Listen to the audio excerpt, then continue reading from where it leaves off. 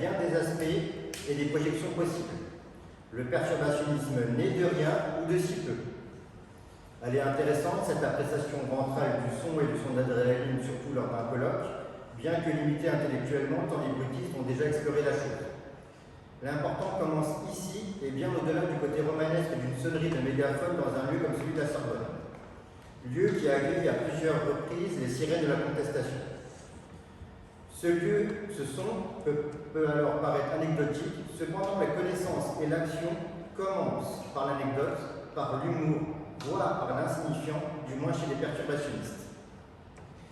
La Sorbonne est avant tout un lieu de partage du savoir, avec ses règles et ses méthodes d'apprentissage, son environnement. Qui dit lieu d'enseignement dit protocole d'incendie obligatoire. Si un départ de feu se déclare pendant mon intervention, je décline toute responsabilité. Nous avons tous le souvenir de l'alarme incendie. Au moment où elle retentit, stress pour certains, excitation pour d'autres, chaque élève ressent la perturbation du réel différemment. Les élèves se rassemblent à l'endroit dédié sous les instructions de l'enseignant. Dès que le risque est levé, les élèves retrouvent l'école en ayant fait un apprentissage. Cette sirène est déclenchée par un membre de l'équipe pédagogique chaque année afin d'activer un protocole local rédigé par un chef d'établissement et le protocole global rédigé par les instances décisionnaires du ministère de l'Éducation nationale. La finalité est d'apprendre aux élèves les comportements qui sont. Désormais, pour que le perturbationnisme puisse naître, il faut assumer cette perturbation, l'analyser, la documenter, la transformer, l'assembler, la sculpter. Et pour reprendre le titre de l'ouvrage de Corinna Chuteau, fonder l'esthétique de l'art visuel. De cette façon, le perturbationnisme peut intervenir en deux possibilités. Première possibilité, en tant qu'élève, en actionnant malgré l'interdiction l'alarme incendie. Il renforce la pertinence du protocole par le simple fait que les instances décisionnaires sont également surprises. Les décisionnaires pourront alors analyser la procédure en étant en situation similaire à celle des élèves et donc améliorer le protocole qu'ils auront éprouvé.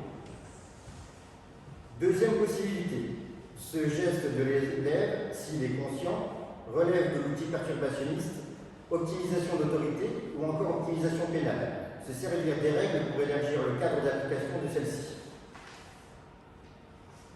En résumé, l'alarme déclenchée, assumée et même revendiquée, et en expliquant donc l'intention citée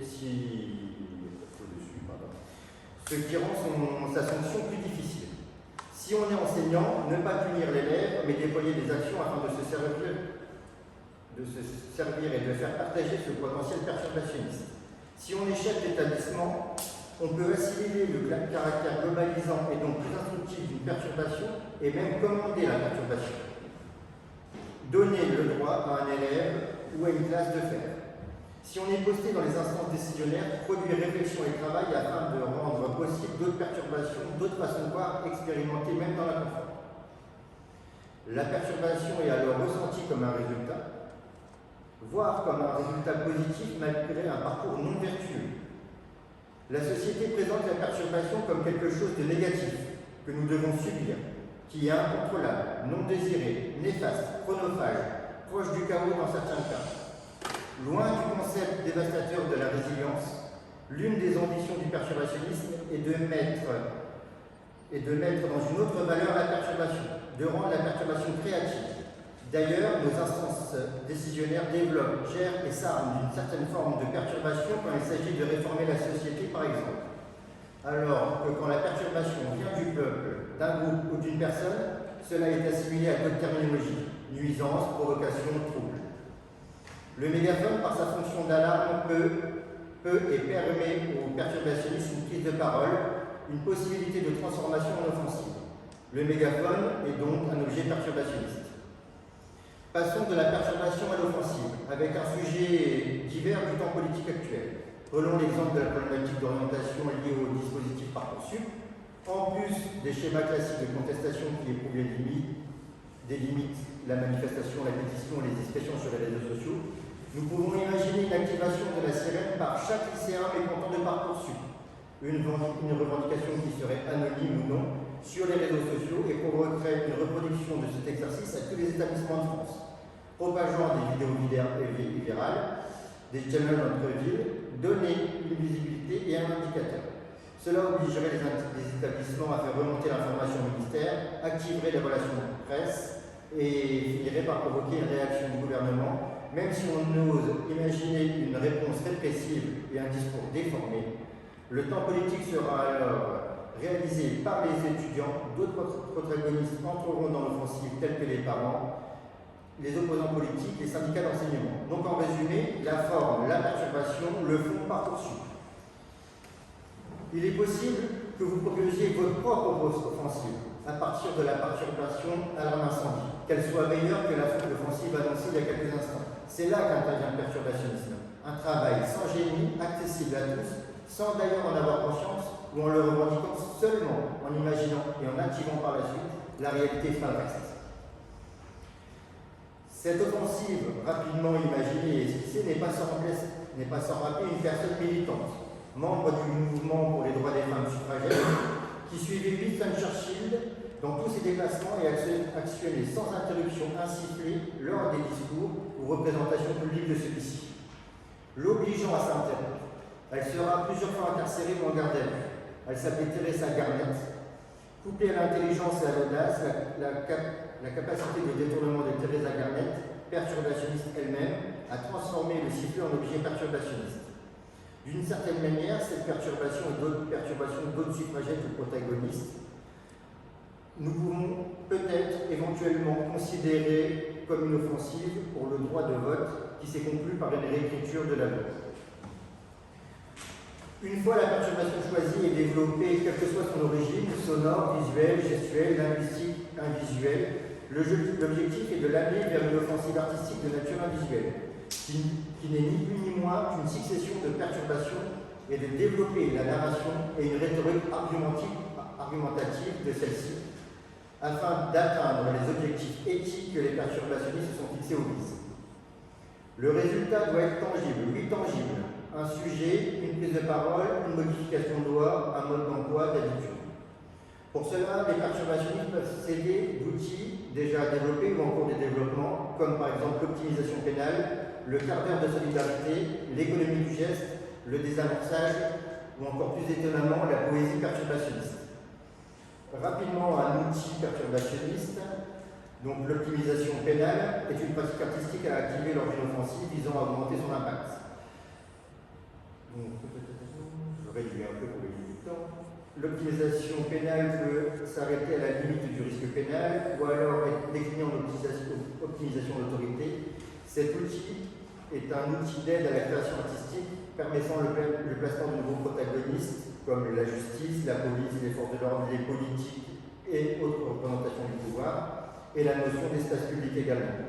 L'outil perturbationniste, le quart d'heure de solidarité, et donc le fait d'activer la participation active, l'intelligence collective, la collaboration, la coopération et d'autres formes d'effacement de l'individualité. Dans le sillage du perturbationnisme, des structures ont vu le jour, comme le CDRAO, donc Centre de documentation, de recherche et d'application des offensives, qui a pour mission de rendre disponibles les travaux, les archives, les recherches, les offensives et de donner les outils pour les activer dans la réalité et dans l'espace public. Et surtout, mais la tâche n'est pas aisée, de pouvoir rendre possible pour toute personne les perturbations et les offensives ainsi esquissées ou éprouvées. La maison d'édition L'Armée Recrute est une structure annexe du CDRAO permettant plus aisément la diffusion des expériences et autres protocoles.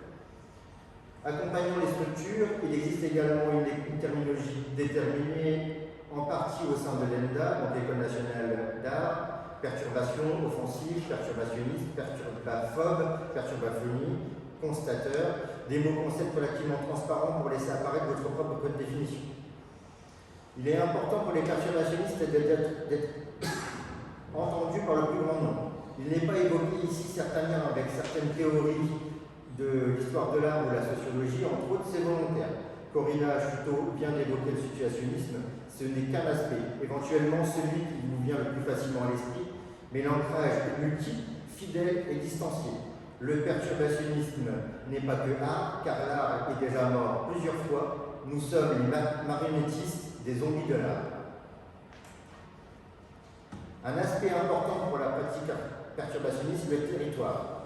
Celui-ci s'inscrit dans l'espace public, dans sa notion la plus large possible, matérielle et immatérielle. Au fur et à mesure des perturbations, s'est dessiné un lieu idéal, la ZAC, la zone d'activité commerciale. Le perturbationnisme est d'ailleurs né dans une ZAC par le biais de l'exercice de l'offensive écossaise au Buffalo Grill d'Essey Nancy en Lorraine en juillet 2020.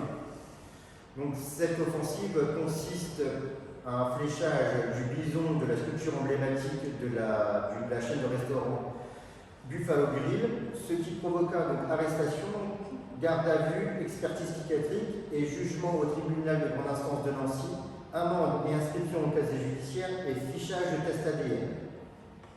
Buffalo Grill n'a pas porté plainte, c'est l'État. Avec le temps juridique qui est relativement long, la captation des médias, un temps de parole de 6 mois est offert aux perturbationnistes pour évoquer le terme écocide, donc le terme juridique que de nombreux juristes se battent pour faire reconnaître en France, toujours pas reconnu en France.